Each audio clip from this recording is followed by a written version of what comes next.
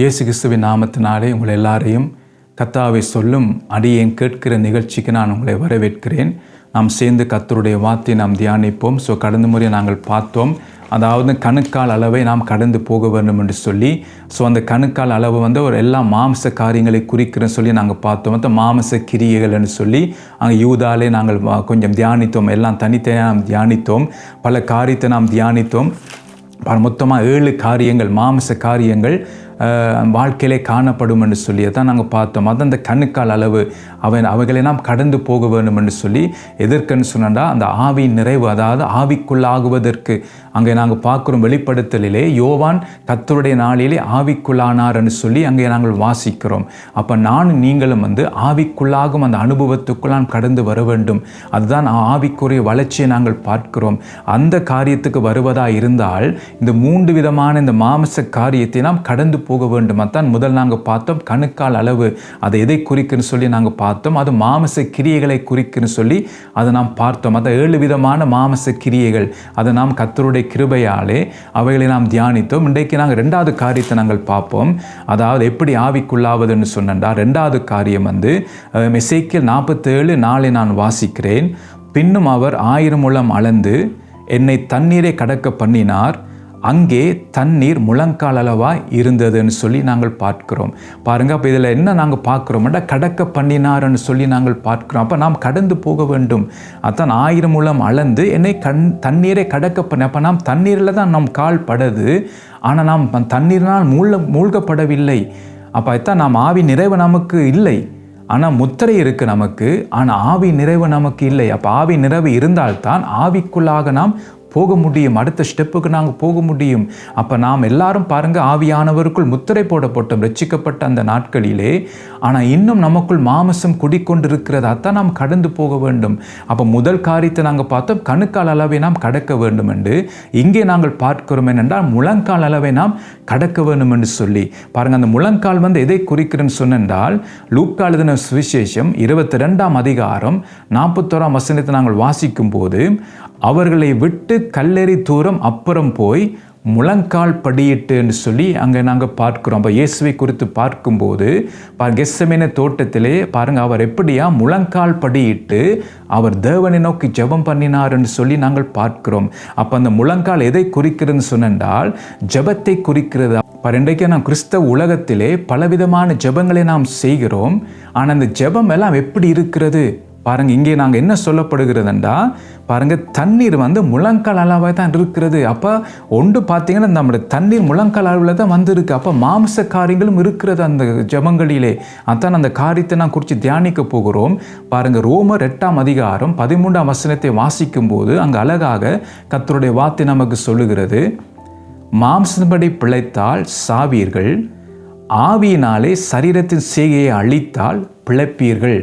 அப்போ அந்த ஜெபம்னு சொல்லும்போது ஒன்று நாம் மாம்சத்தின்படி பிழைப்பதற்காக நாம் ஜெபம் பண்ணலாம். உலக வாழ்க்கைக்காக, உலக செழிப்பான வாழ்க்கைக்காக, ஒரு முன்னேற்றத்திற்காக, ஒரு ஆசீர்வாதத்துக்காக நாம் ஜெபம் பண்ண, அதுவும் ஒரு ஜெபம் என்ற ரீதியில் நாம் செய்யலாம்.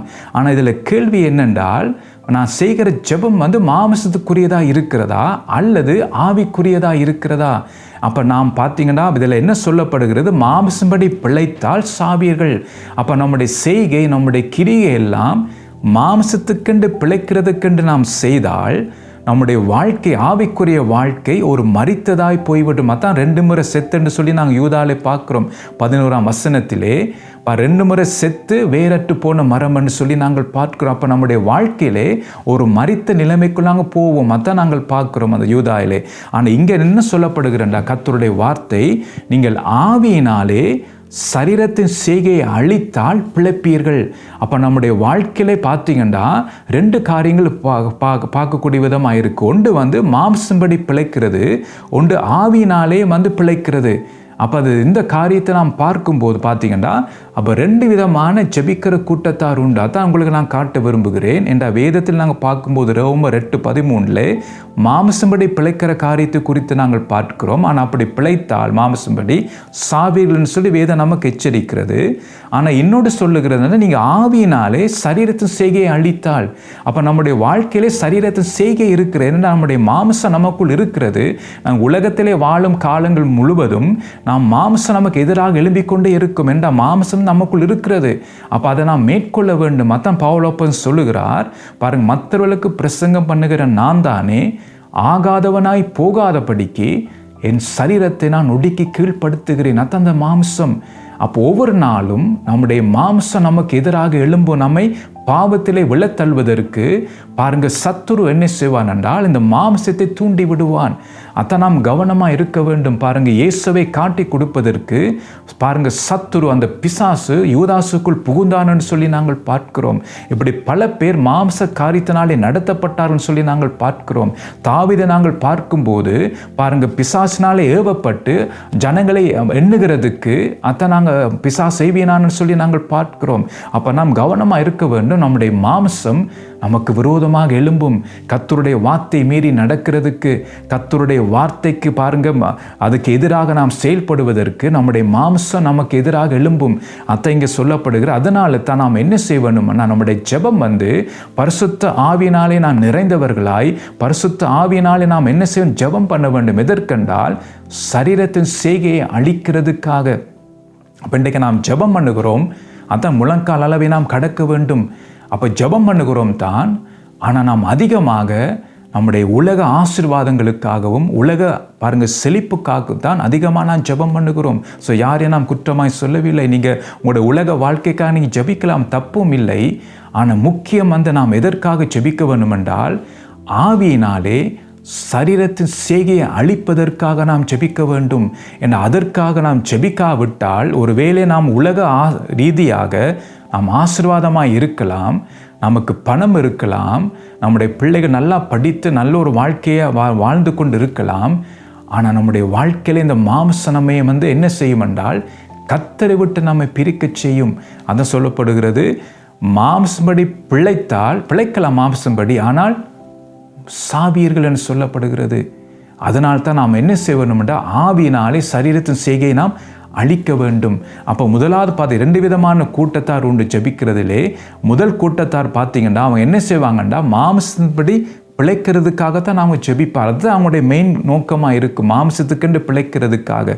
அதுதான் தண்ணீர் முழங்கால் அளவு இருக்கிறத நாங்கள் பார்க்கிறோம். 2வது கூட்டத்தார் பார்த்தீங்கன்னா அவங்க என்ன செய்வாங்க? ஆவியினாலே சரீரத்தின் செய்கை அழிப்பதற்காக அவர்கள் என்ன செய்வார்? அதிகமாக அதற்காக போராடி ஜெபம் பண்ணும். ஆண்டவரே இந்த காரியத்திலிருந்து எனக்கு விடுதலை தாரும். பல தடவை ஆண்டவரே இந்த மாம்சத்தில் நான் விழுந்து விடுகிறேன், ஆண்டவரே என்னை விரும்பாதது நான் செய்கிறேன், ஆண்டவர் எனக்கு இதிலிருந்து எனக்கு விடுதலை தாரும் என்று சொல்லி இதற்காக ஒவ்வொரு நாளும் பாருங்க அவர்கள் போராடி கர்த்தருடைய சமூகத்திலே அவர்கள் போராடி ஜெபம் பண்ணுவார்கள். இந்த மாம்சத்தை கீழ்ப்படுத்தவும் இந்த மாம்சத்தை ஒடுக்கவும் இதற்காக பிரயாசப்படுவார்கள். அதை நாங்கள் பார்க்கிறோம். ஆவியினாலே சரீரத்தின் செய்கைகளை அழிப்பதற்காக அதிகமாக அவர்கள் ஜெபம் பண்ணுவார்கள். அதான் யூதா 1:20 சொல்லுகிறது பார்த்தீங்கன்னா, பரிசுத்த ஆவிக்குள் ஜெபம் பண்ணி. அப்போ ஆவியானவர் தான் நமக்கு என்ன செய்வார் என்றால் நாம் ஜெபம் பண்ணுவதற்கு நம்மை நடத்துவார். அதான் ரோமர் 8:26 வாசித்தீங்க என்றால் பாருங்க, நம்முடைய பலவீனங்கள் நமக்கு உதவி செய்கிறவன் சொல்லப்படுகிறது. நாம் ஏற்றபடி ஜெபிக்க வேண்டியது இன்னிருந்து அறியாமல் இருக்கிறபடியால் பரிசுத்த ஆவியானவர் தாமே வாக்கு கடங்காத பெருமூச்சுடன் நமக்காக வேண்டல் செய்கிறார் என்று சொல்லி அங்கே நாங்கள் வாசிக்கிறோம். அப்போ நாம் ஏற்றபடி நமக்கு ஜெபிக்க தெரியாமல் இருக்கும். பாருங்கள், ஒரு பலவீனம் நமக்கு இருக்கும். அந்த பலவீனத்தை நாம் விழுந்து எழும்பிக் கொண்டிருப்போம். ஆனால் நாம் ஜெபம் பண்ணுகிறோம் தான். ஆனால் நாம் ஏற்றபடி நாம் இன்னும் ஜெபிக்காதபடியினாலே அந்த பலவீனத்திலிருந்து நமக்கு விடுதலை இல்லாமல் இருக்கும். அப்போ அது பரிசுத்த ஆவியானவருக்கு தான் தெரியும் நாம் எப்படி ஜெபிக்க வேண்டும். அது ஒரு நமக்கு பலவீனமாக இருக்கிறது. அதான் நாம் ஏற்றபடி ஜெபிக்க தெரியாது இருக்கிறது நமக்கு ஒரு பலவீனம். ஏன்னா சரியான நாம் ஜெபித்தால்தான். அதான் எலியா கருத்தாய் நம்மை போல ஒரு பாடுள்ள மனுஷன் தான், அவன் கருத்தாய் ஜெபித்தான். அதான் அங்கே பார்த்தீங்கன்னா மழை நிற்கப்பட்டது, அது போல ஜெபித்தா மழை பெய்ந்தது. அப்போ கருத்தா நாம் ஜெபிக்க வேண்டும் என்றால் நாம் என்ன செய்ய வேண்டும் என்றால் நாம் வேதம் சொல்லுகிறபடி பரிசுத்த ஆவிக்குள் நாம் ஜெபம் பண்ண வேண்டும். அப்போ தான் ஆவியானவர் வாக்கு கடங்காத பெருமூச்சுகளோட நமக்காக அவர் என்ன செய்வார்? வேண்டல் செய்வார். ஏற்றபடி ஜெபிக்க நமக்கு கற்றுக் கொடுப்பார். அப்போ நாம் ஆவியிலே நிறைந்து நாம் ஜெபம் பண்ண வேண்டும்.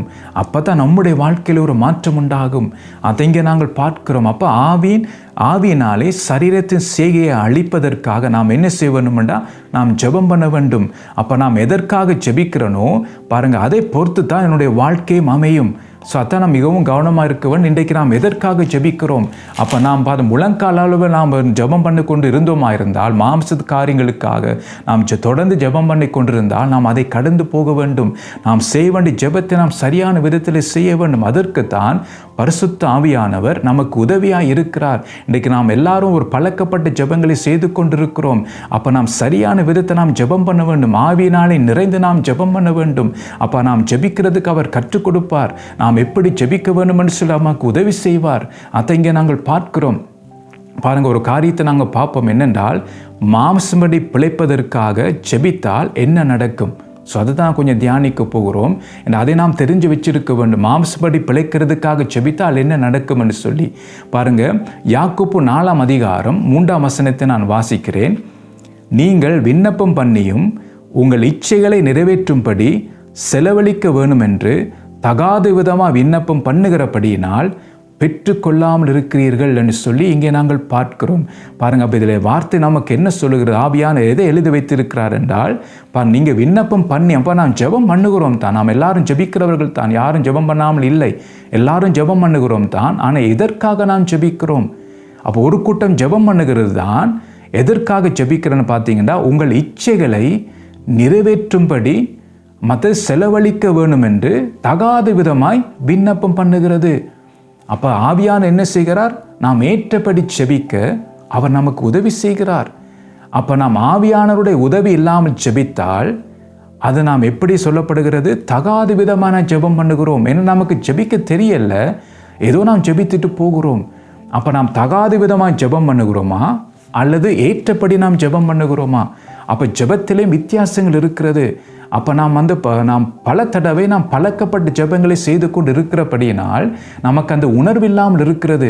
அப்போ பாருங்கள், சில ஜெபங்களுக்கு நாம் தெரியும் நாம் எப்படி ஜெபிக்க வேணும்னு சொல்லி, என்ன பழக்கப்பட்ட ஜெபங்கள். அப்போ அந்தந்த காரியங்களுக்கு நாம் அப்படி ஜெபித்துக்கொண்டு அப்படி நாம் போய்கொண்டிருப்போம். அப்படி அல்ல, நம்முடைய ஜெபத்திலே மாற்றங்கள் இருக்க வேண்டும். ஏற்றபடி ஜெபிக்க ஆவியா நம்முடைய உள்ளத்திலே உணர்த்துவார் எப்படி நாம் ஜெபிக்க வேண்டும் என்று சொல்லி. அதைங்க நாங்கள் பார்க்குறோம். அப்போ பாருங்கள், மாம்சப்படி பிழைப்பதற்காக ஜெபிக்கிறவர்கள் எப்படி இருப்பார்களாம்? அவங்க ஜெபம் பண்ணுகிறார்கள் தான், ஆனால் இச்சைகளை நிறைவேற்றும்படி செலவழிக்க வேண்டும் என்று தகாத விதமாய் விண்ணப்பம் பண்ணுகிறார்கள். அதனால தான் பார்த்தீங்கன்னா ஒன்றையும் பெற்றுக்கொள்ளாமல் இருக்கிறார்கள். பாருங்க, முதலாவது பார்த்தீங்கன்னா அவர்கள் தகாத விதமாய் ஜெபம் பண்ணுகிறார்கள். அப்போ மாம்சப்படி பிழைப்பதற்கு ஜெபிக்கிறவர்கள் எப்படியாம் தகாத விதமாய் அவர்கள் முதலாவது ஜெபம் பண்ணுவார்கள். அந்த இச்சை நிறைவேற்றது கேட்ட விதமாக ஜெபம் பண்ணுவார்கள். பாருங்க, லூக்கா எழுதின சுவிசேஷம் 18ஆம் அதிகாரம் 10-12 உள்ள வசனங்களை வாசிக்கிறேன். அப்போ இந்த காரியத்தை பார்க்கும்போது நமக்கு விளங்கி கொள்ளலாம். 2 மனுஷர் ஜெபம் பண்ணும்படி தேவாலயத்துக்கு போனார்கள். ஒருவன் பரிசேயன், மற்றவன் ஆயக்காரன். பரிசேயன் நின்று, தேவனே, நான் பரிகாரர், அநியாயக்காரர், விபச்சாரக்காரர் ஆகிய மற்ற மனுஷரைப் போலவும் இந்த ஆயக்காரனைப் போலவும் இராததினால் உம்மை ஸ்தோத்தரிக்கிறேன். வாரத்தில் 2 தரம் உபவாசிக்கிறேன். என் சம்பாத்தியத்தில் எல்லாம் தசமாக செலுத்தி வருகிறேன் என்று தனக்குள்ளே ஜெபம் பண்ணினான்னு சொல்லி நாங்கள் பார்க்கிறோம். பாருங்கள், 2 மனுஷர் ஜெபத்துக்கு போகிறார்கள். நல்ல ஒரு காரியம், ஜெபம் பண்ணுறது நல்ல ஒரு காரியம்தான். ஆனால் அந்த ஜெபம் எப்படி இருக்கிறது? கர்த்தர் அதை பார்க்கிறார். ஏதோ நான் ஜெபித்துட்டேன், நாமே சொல்லிட்டேன், ஆத்துமா சொல்லிட்டேன்னு சொல்லிட்டு அப்படி எழும்பி போவதில்லை. அப்போ நாம் ஜெபித்தால் அந்த ஜெபத்தில் ஒரு தாக்கம் உண்டாக வேண்டும். அந்த ஜெபத்தை கர்த்தர் கேட்க வேண்டும். பாருங்கள், தானியேல் ஜெபித்தார், என மிகவும் பிரியமான புருஷனே, நீ வேண்டிக் கொள்ள தொடங்கின உடனே கட்டளை வெளிப்பட்டதுன்னு சொல்லி நாங்கள் பார்க்கிறோம். அப்படித்தான் நம்முடைய ஜெபம் இருக்க வேண்டும். சமூகத்தில் உட்கார்ந்து முழங்கால் படிட்டு ஆண்டவரேன்னு சொல்லி ஜெபிக்கும் போது உடனே அங்கிருந்து பரலோகத்தில் நமக்கு பார்த்தீங்கன்னா கட்டளை வர வேண்டும், பதில் வர வேண்டும். அப்படித்தான் நானும் நீங்களும் ஜெபிக்க வேண்டும். பாருங்கள், இங்கே நாங்கள் பார்க்குறோம். பார்த்தீங்கன்னா 2 பேர் ஜெபிக்க போகிறார்கள். நல்ல காரியம்தான். ஆனால் ஒருவனுடைய ஜெபத்தை பார்க்கும் போது தகாத ஜெபமாய் இருக்கிறது. அந்த ஜெபத்தை கர்த்தர் ஏற்றுக்கொள்ளவில்லை. அதை இங்கே நாங்கள் பார்க்கிறோம். பாருங்கள், ஆயக்காரன் எப்படி ஜெபிக்கிறான் பார்த்தீங்கன்னா, அவன் தூரத்தில் நின்று 13ஆம் வசனம், தன் கண்களையும் வானத்துக்கு ஏறெடுக்க துணியாமல் தன் மார்பிலை அடித்து கொண்டு, தேவனே, பாவியாக என் மேலே கிருபையாயிரும் என்றான். பாருங்க, ஒரு மனம் திரும்புதல் கேட்ட ஜெபத்தை அவன் செய்கிறான். அவனுடைய பலவீனம், அவனுடைய பாவம் அவனுக்கு தெரிகிறது. அப்போ அதனால் அவன் மனம் திரும்புகிறான். பாருங்க, அப்போ 2 ஜெபம் தான். ஒருவன் பார்த்தீங்கன்னா தன்னை உயர்த்தி ஜெபம் பண்ணுகிறான், மற்றவனை குற்றப்படுத்தி ஜெபம் பண்ணுகிறான், தான் செய்கிறதை காண்பித்து அவன் ஜெபம் பண்ணுகிறான். ஆயக்காரன் பார்த்தீங்கன்னா அவன் ஜெபம் பண்ணும்போது தன் கண்ணை ஏறெடுத்து துணியாமல், அவன் அந்த பாவ உணர்வு அவனுக்குள் இருக்கிறபடியால் தன் கண்களை ஏறெடுத்து துணியாமல் அவன் என்ன செய்கிறான்? பாவியாக என் மேலே கிருபையாயிரும், மனம் திரும்புவது கேட்ட ஜெபத்தை செய்கிறான். அதுதான் முக்கியம் இந்த நாட்களிலே. இன்றைக்கு நாம் அந்த மாம்சத்துக்கென்று பிழைக்கிறதுக்கென்று நாம் ஜெபித்தால் பாருங்க, ஒரு வேளை மாம்சத்துக்கு கேட்ட காரியங்கள், அதாவது உலகத்துக்கு தேவையான ஆசீர்வாதம் நமக்கு இருக்கலாம்.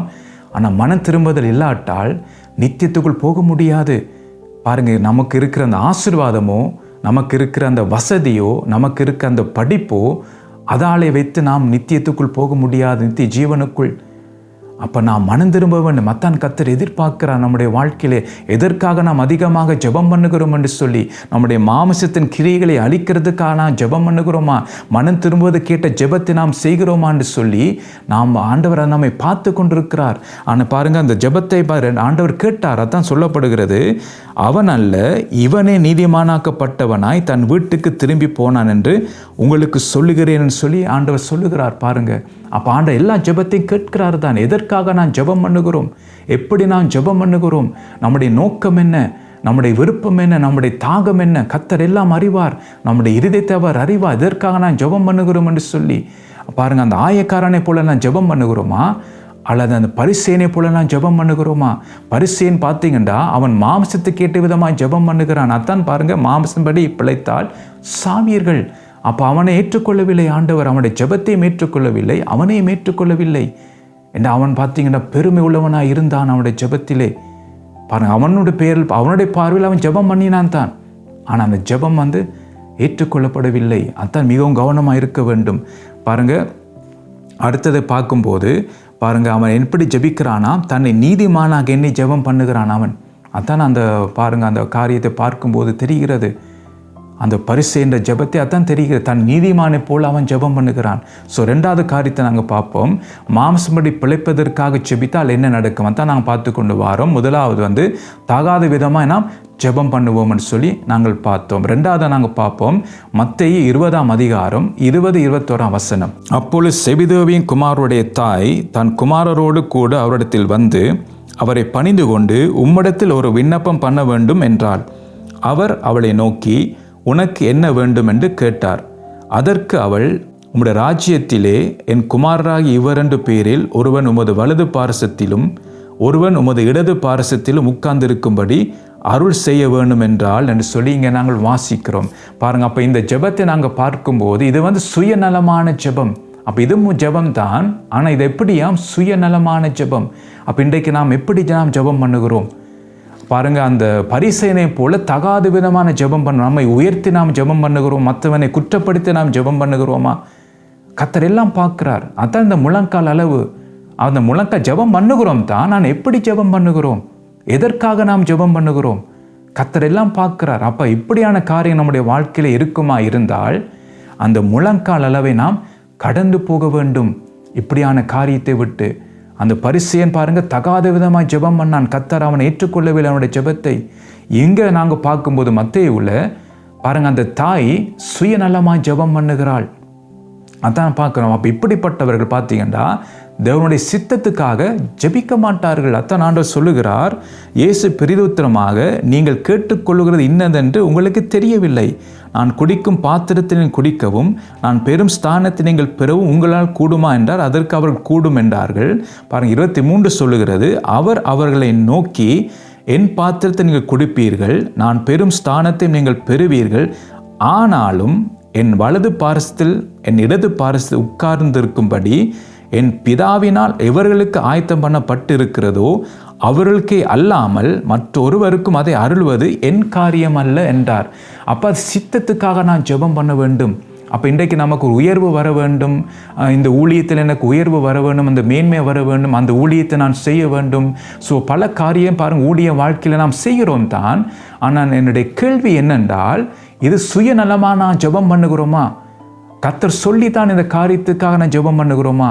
ஒரு காரியம் நாம் செய்வதாக இருந்தால் நாம் பார்க்க வேண்டும், இது என்னுடைய விருப்பத்தினால வந்ததா அல்லது தேவன் சொல்லி நாம் இந்த காரியத்தை செய்கிறோமா? அப்போ அதை நாம் கவனிக்க வேண்டும்.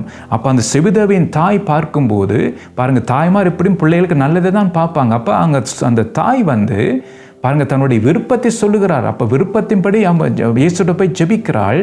ஆனால் இயேசு சொல்லுகிறார், அது என்னுடைய காரியம் இல்லை, அது பிதாவின் சித்தம், அது பிதா யாருக்கு நியமித்திருக்கிறாங்களோ அவங்களுக்கு அந்த இடம் கிடைக்கும். அப்போ இன்றைக்கு நான் ஜெபம் பண்ணுகிற நம்முடைய வாழ்க்கையிலே நாம் என்ன நினைக்க வேணும், என்ன யோசிக்க வேணும் என்றால், இது தேவனுடைய சித்தமா?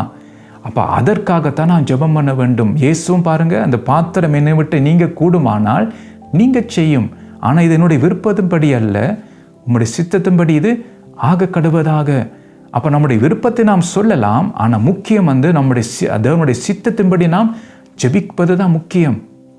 ஆண்டவரே, உம்முடைய சித்தமாக இருந்தால் இந்த காரியத்தை செய்யும், எனக்கு இந்த விருப்பம் இருக்குது, இப்படி செய்ய வேண்டும் விருப்பம் இருக்கா, ஆனால் உம்முடைய சித்தம் என்னென்று எனக்கு வெளிப்படுத்தும், உம்முடைய சித்தம் செய்வது தான் என்னுடைய வாஞ்சை என்று சொல்லி நாம் அதற்காக நாம் ஜெபம் பண்ண வேண்டும். அப்போ இதான் நாம் கவனமாக இருக்க வேண்டும். அப்போ நாம் செய்கிற ஜெபங்கள் சுயநலமாக நாம் ஜெபம் பண்ணுகிறோமா, சுயநலமாக நாம் காரியங்களை செய்கிறோமா, இதற்காக நாம் ஜெபம் பண்ணுகிறோம், நம்முடைய நோக்கம் என்ன, நம்முடைய விருப்பம் என்ன?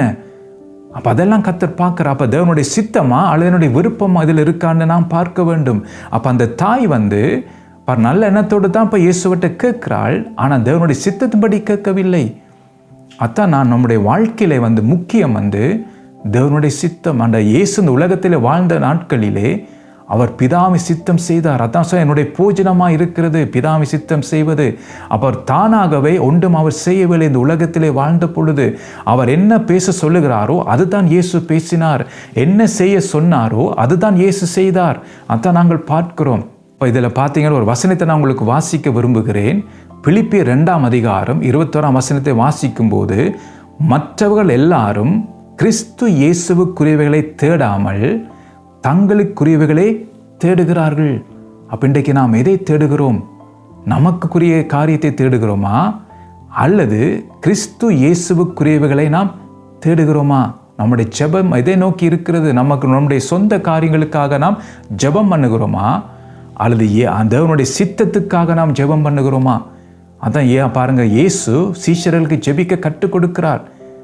பரமண்டலங்கள் பிதாவே, உம்முடைய நாமம் பரிசுத்தப்படுவதாக, உம்முடைய ராஜ்யம் வருவதாக, உம்முடைய சித்தம் பரலோகத்தில் செய்யப்படுவது போல பூமியிலும் செய்யப்படுவதாக. அப்போ அந்த 3 காரியங்களும் தேவனுக்குரிய காரியங்கள். அதான் உம்முடைய நாமம் பரிசுத்தப்படுவதாக, உம்முடைய ராஜ்யம் வருவதாக, உம்முடைய சித்தம் பரலோகத்தில் செய்யப்படுவது போல பூமியிலும் செய்யப்படுவதாக. அப்போ நம்முடைய ஜெபம் எப்படி இருக்க வேண்டும் பார்த்தீங்கன்னா, தேவனுடைய காரியம் இருக்க வேண்டும். அதான் அவர் நம்ம ஜெபிக்க கற்றுக் கொடுக்கிறார்.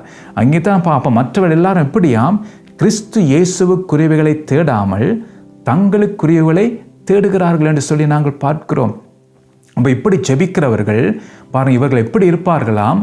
உலகத்துக்கு ஒத்த வேஷம் தரிப்பார்கள். அதான் அதே நான் வாசிக்க விரும்புகிறேன். அப்போ தான் இந்த காரியத்தை நான் விளங்கி கொள்ளக்கூடிய விதமாக இருக்கும். ரோமர் 12ஆம் அதிகாரம் 2ஆம் வசனத்தை வாசிக்கிறேன். நீங்கள் இந்த பிரபஞ்சத்துக்கு ஒத்த வேஷம் தெரியாமல் தேவனுடைய நன்மையும் பிரியமும் பரிபூர்ணமான சித்தம் இன்னதென்று பகுத்தறியத்தக்கதாக உங்கள் மனம் புதிதாகிறதுனாலே மறுரூபமாகுங்கள் என்று சொல்லி இங்கே நாங்கள் பார்க்கிறோம். பாருங்கள், இப்போ வேதம் என்ன சொல்லுகிறதாம்? இந்த உலகத்துக்கு, அதான் இந்த பிரபஞ்சத்துக்கு ஒத்த வேஷம் தெரியாமல். அப்போ நாம் இந்த மாம்சப்படி பிழைக்கிறதுக்குன்னு நாம் ஜெபம் பண்ணினால் நாம் என்ன செய்கிறோம்? ஜெபம் என்ற பெயரிலே நாம் ஜெபம் பண்ணுவோம், ஆனால் நம்முடைய வாழ்க்கையிலே மாற்றங்கள் இருக்காது. தேவன் விரும்புகிற அந்த வளர்ச்சி நமக்குள் இருக்கிறாது. நம்முடைய வாழ்க்கையில் இன்னும் பாவங்கள் காணப்படும். நமக்குள் பார்த்தீங்கன்னா மாம்சம் நம்மை நடத்தும். அதான் வேதம் சொல்லுகிறது. பார்த்தீங்கன்னா அப்படி ஒத்த வேஷம் தரித்தால் தேவனுடைய நன்மையும் அவருடைய பிரியமும் பரிபூர்ணமான சித்தம் இன்னதென்று நமக்கு பகுத்தறிவு நமக்கு இருக்காது. நாம் அதுக்காக நான் ஜெபம் பண்ணுவது இல்லை தானே, அதனால் நமக்கு தெரியாமல் இருக்கும். பாருங்கள், எங்களுடைய மனதும் புதிதாகாமல் இருக்கும். அடுத்தது மருவமாக மாட்டோம். அதான் சொல்லப்படுகிறது. அப்போ அதனால தான் நாம் என்ன செய்யணும் என்றால், இந்த சுயநலமான ஜெபங்களை நாம் விட்டுட்டு தேவனுடைய சித்தத்துக்கு நாம் ஜெபிக்க வேண்டும். என்ன காரியமாக இருந்தாலும், ஆண்டவரே இந்த காரியம் உமக்கு சித்தமாக இருக்கா, என்று சொல்லி அதற்காக நாம் ஜெபிக்க வேண்டும். ஆண்டவர் உம்முடைய சித்தம்படி இதை செய்வீராக. ஆண்டவர் இந்த காரியத்தை உம்முடைய சித்தத்துக்கு நான் ஜெபம் பண்ணுகிறேன். ஆண்டவரே உம்முடைய சித்தத்தை எனக்கு வெளிப்படுத்துவீராக என்று சொல்லி இந்த காரியத்துக்கு நாம் ஜெபிக்க வேண்டும். மூன்றாவது காரியத்தை நாங்கள் பார்க்கும்போது லூக்கா எழுதின சுவிசேஷம் 9ஆம் அதிகாரம் 53லேருந்து 56 உள்ள வசனங்களை நான் வாசிக்கிறேன். அவர் எருசலேமுக்கு போக நோக்கமாக இருந்தபடியினால் அவ்வூரார் அவரை ஏற்றுக்கொள்ளவில்லை. அவருடைய சீஷராகிய யாக்கோபும் யோவானும் அதை கண்டபோது, ஆண்டவரே, எலியா செய்தது போல வானத்திலிருந்து அக்கினி இறக்கி இவர்களை அழிக்கும்படி நாங்கள் கட்டளையிட உமக்கு சித்தமா என்று கேட்டார்கள். அவர் திரும்பி பார்த்து, நீங்கள் இன்ன ஆவி உள்ளவர்கள் என்பதை அறியீர்கள் என்று அதட்டி, மனுஷகுமாரன் மனுஷருடைய ஜீவனை அழிக்கிறதுக்கு அல்ல, இரட்சிக்கிறதுக்கே வந்தார் என்றார். அதன் பின்பு அவர்கள் வேறொரு கிராமத்துக்கு போனார்கள் என்று சொல்லி இங்கே நாங்கள் பார்க்கிறோம். பாருங்கள், இது மூன்றாவது இதுவும் ஒரு ஜெபம் தான். அவங்க என்ன சொல்லுகிறார்கள்? நாங்கள் கட்டளையிட உமக்கு சித்தமா என்று இயேசுவை நோக்கி விண்ணப்பம் பண்ணுறார்கள். பாருங்கள், அப்போ இது எப்படிப்பட்ட ஜெபம் பாருங்கள். மற்றவர்களுக்கு தீங்கு வருவதற்கான ஜெபம் இது. அதான் அவர்கள் சொல்லுகிறார்கள். அப்போ ஆண்டவர் உடனே என்ன சொல்லுகிறார்? அவர் திரும்பி பார்த்து, நீங்கள் இன்ன ஆவி உள்ளவர்கள் என்பதை அறியீர்கள் என்று அதட்டினார்.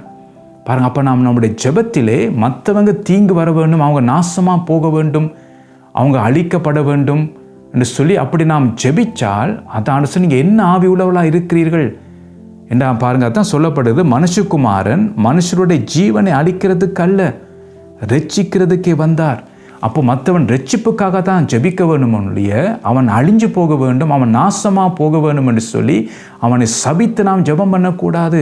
அப்போ இன்றைக்கு சில பேர் பார்த்தீங்கன்னா ஜெபம் என்ற ரீதியிலே மற்றவர்களை சபித்து ஜெபிக்கிறார்கள். மற்றவர்கள் தீங்கு வர வேணும் என்று ஜெபிக்கிறார்கள். மற்றவர்களுக்கு அழிவு வர வேணும் என்று, மற்றவர்களுக்கு மரணம் வர வேணும் என்று சொல்லி அவளை சபித்து ஜெபம் பண்ணுகிறார்கள். அதுவும் ஒரு ஜெபம் என்ற பெயரில் செய்கிறார்கள். அதான் நான் என்ன ஆவியோடு உடையவளாக இருக்கிறீர்கள்னு சொல்லி கர்த்தர் கேட்கிறார். அப்போ நாம் கவனமாக இருக்க வேண்டும். பாருங்கள், அப்போ இந்த காரியத்திலே நம்முடைய வாழ்க்கையை நாம் சிந்தித்து பார்க்க வேண்டும். பாருங்கள், சங்கீதம் 109 4 14 வசனங்களை வாசிக்கும் போது பாருங்கள், அது தாவீதும் இதே போல ஜெபம் பண்ணுகிறார். அதை வாசித்தா உங்களுக்கு விளங்கும். பாருங்கள், ஒரு வசனத்தை மட்டும் நான் வாசிக்கிறேன். பாருங்கள், அதில் பார்க்கும்போது பார்த்தீங்கன்னா அது பழைய ஏற்பாட்டு காலத்துக்கு அது ஓகேயா இருக்கிறது. அதான் அந்த சங்கீதத்தில் எழுதப்பட்டிருக்கிற அந்த காரியம். 109:8 நான் வாசிக்கிறேன். அவன் நாட்கள் கொஞ்சமாக கடவது, அவன் உத்தியோகத்தை வேறொருவன் பெற கடவன், அவன் பிள்ளைகள் திக்கற்றவர்களும் அவன் மனைவி விதவியமாக கடவர்கள், அவன் பிள்ளைகள் அலைந்து திரிந்து பிச்சை எடுத்து தங்கள் பாலான வீடுகளிலிருந்து ரெந்துண்ண கடவர்கள் என்று சொல்லி இப்படி நாங்கள் பார்க்கிறோம். பாருங்கள், மற்றவனை தீங்கு வரத்தக்க விதமாக பாருங்கள் தாவீது விண்ணப்பம் பண்ணுகிறது நாங்கள் பார்க்கிறோம். பாருங்கள், அப்போ பழைய ஏற்பாடும் படி பார்த்தீங்கன்னா அது அவருடைய விண்ணப்பம் பழைய ஏற்பாடு படி அவருக்கு ஓகேயா இருக்கிறது அந்த காரியங்கள். ஏன்னா பல்லுக்கு பல் கண்ணுக்கு கண்ணுன்னு சொல்லி அங்கே நியாயப்பிரமாணத்தில் எழுதப்பட்டிருக்கிறது. ஆனால் புதிய ஏற்பாடும் படி இயேசு என்ன சொல்லுகிறார்? இங்கே என்ன ஆவி உள்ளவர்களாக இருக்கிறீர்கள். அப்போ மனுஷகுமாரன் வந்தது பார்த்தீங்கன்னா மனுஷனை அழிக்கிறதுக்கல்ல, அவனை ரட்சிக்கிறதுக்கு தான் வந்தார். அப்போ தான் புதிய ஏற்பாடு, புதிய பிரமாணம். அப்போ இயேசு பாருங்கள் சிலுவைக்கு பிற்பாடு பாருங்கள் புதிய பிரமாணம் ஆரம்பிக்கப்படுகிற அதான் திரைச்சீலை மேலிருந்து கீழ் வரைக்கும் 2ஆக கிழிந்ததுன்னு சொல்லி நாங்கள் பார்க்கிறோம். புதிய பிரமாணம் ஆரம்பிக்கப்படுகிறது. அப்போ இதில் பார்த்தீங்கன்னா நாம் மன்னிக்க வேண்டும். நாம் அவர்களை பாருங்கள் மன்னிக்க வேண்டும், அவர்களை சபிக்கக்கூடாது. அப்போ இதான் நான் அந்த வேதம் சொல்லுகிறது. அப்போ அந்த மூன்றாவது பார்த்தீங்கன்னா மற்றவர்களுக்கு தீங்கு வரத்தக்க விதமாக இப்படிப்பட்டவர் ஜெபம் பண்ணுவார்கள். அதான் நான் மிகவும் கவனமாக இருக்க வேண்டும். பாருங்கள், அப்போஸ்தலர் 7ஆம் அதிகாரம் 60ஆம் வசனத்தை நான் உங்களுக்கு வாசிக்க விரும்புகிறேன். அவனோ முழங்கால் படியிட்டு, ஆண்டவரே, இவர்கள் மேல் இந்த பாவத்தை சுமத்தாதரும் என்று மிகுந்த சத்தமிட்டு சொன்னான். இப்படி சொல்லி நித்திர அடைந்தான்னு சொல்லி இங்கே நாங்கள் வாசிக்கிறோம். பாருங்கள், ஸ்தேவானை குறித்து நாங்கள் பார்க்கும்போது ஸ்தேவானை பாருங்கள் எல்லாரும் கல்லெறிந்து கொள்ளுகிறார்கள். ஆனால் ஸ்தேவான் என்ன சொல்லுகிறார்னு பார்த்தீங்கன்னா முழங்கால் படியிட்டு பாருங்கள் ஜெபம் பண்ணுகிறார். ஆண்டவரே, இவர்கள் மேல் இந்த பாவத்தை சுமத்தாதிரும் என்று மிகுந்த சத்தமிட்டு சொன்னான்னு சொல்லி நாங்கள் பார்க்கிறோம். பாருங்கள், இதுதான் புது உடன்படிக்கை. இதுதான் ஆண்டவர் சொல்லுகிறார். நீங்கள் என்ன ஆவி உடையவளாக இருக்கிறீர்கள். ஜெபம் பண்ணுகிறோம், ஆனால் என்ன ஆவி உடையவளாக இருக்கிறோம்? கோபத்தினாலே ஜெபம் பண்ணுகிறோமா? கசப்பி நிமித்தமாக நாங்கள் ஜெபம் பண்ணுகிறோமா? எரிச்சல் நிமித்தமாக நாம் ஜெபம் பண்ணுகிறோம். ஆண்டவரே, அவனுடைய வீடு பாழாய் போவதாக, அவனுடைய வீடு நாசமாய் போகட்டும் என்று சொல்லி நாம் அந்த கோபத்திலும் அந்த எரிச்சலிலும் அந்த பகை நிமித்தமாக நான் ஜெபம் பண்ணுகிறோமா? இதுவும் ஜெபம் என்று சொல்லித்தான் நாம் செய்கிறோம். ஆனால் எப்படி நாம் ஜெபம் பண்ணுகிறோம்? அதான் நான் கவனமாக இருக்கவன். அதான் இந்த முழங்கால் அளவை நாம் கடந்து போக வேண்டும். சரியான விதத்தை நாம் ஜெபிக்க வேண்டும். அப்போ அதற்கு தான் பரிசுத்த ஆவியானவர் ரோமர் 8:26 சொல்லுகிறபடி நாம் ஏற்றபடி ஜெபிக்க அவர் நமக்கு உதவி செய்வார் என்ற நம்முடைய பலவீனம் அது. நாம் சரியாக நமக்கு ஜெபிக்க தெரியல. பழக்கப்பட்ட ஜெபத்தை செய்கிறோம், ஆனால் சரியான விதத்தை நாம் ஜெபிக்க நமக்கு தெரியல. ஆனால் அந்த ஜெபத்தை செய்வதற்கு தான் ஆவியானவர் வாக்கு கடங்காத பெருமூச்சுடன் நமக்காக அவர் வேண்டுதல் செய்கிறார். பாருங்க, இத்தான் நாங்கள் இந்த காரியத்தை நாம் தியானிக்கிறோம். தொடர்ந்து மிச்ச காரியத்தை அடுத்த முறைக்கு நாம் தியானிப்போம். கர்த்தர் தாமே உங்களை ஆசீர்வதிப்பாராக.